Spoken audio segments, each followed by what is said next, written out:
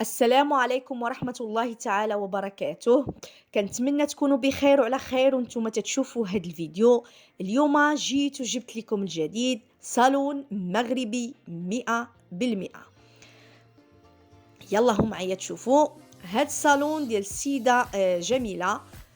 صالون روعة، شي حاجة طوب. الا قلت لكم شي حاجة طوب صدقوني، لان عن تجربة. الصالون بالنسبة للمحتجبات كاين جناح خاص ليهم، يعني واحد الحاجة اللي ما تلقاوش تلقاوها في الصالونات الاخرين، وبالاخص حنا في الديار الايطالية. يعني تلقاو صالون للنساء والرجال مختلطين، ما كاينش جناح خاص للمحتجبات.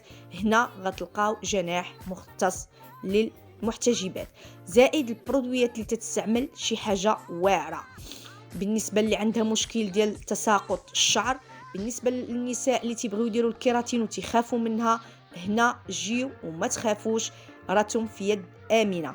يعني الا قلتها لكم ثقوا بيا، راه عن تجربه. غنخلي لكم الصور.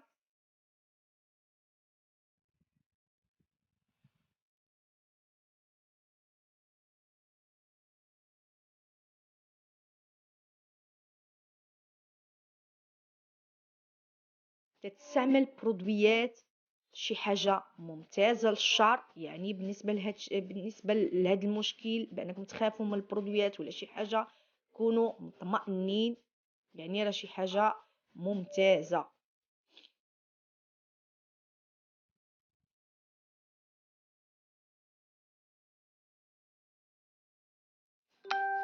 بالنسبة لماش تقطيعات الشعر، أي نوع تقطيعة وأي خدمة، أي خدمة كما كانت في الشعر، راه عندها أشياء ممتازة وتتخدم مزيان وعن تجربة. يعني ما قلت لكم عن تجربة إلا وأنا واثقة 100%.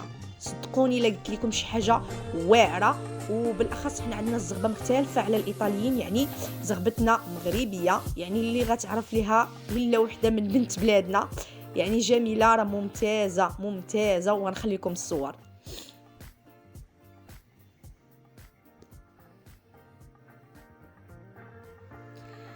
اما بالنسبه للعنوان ديالها راه غنخليه لكم في الاخر.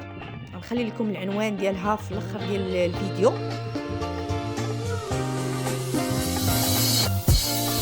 وغنقول لكم بسلامه. ولا عجبكم الفيديو ديروا لايك وتابوناو عندنا في القناه. وبسلامه عليكم ونخليكم على خير.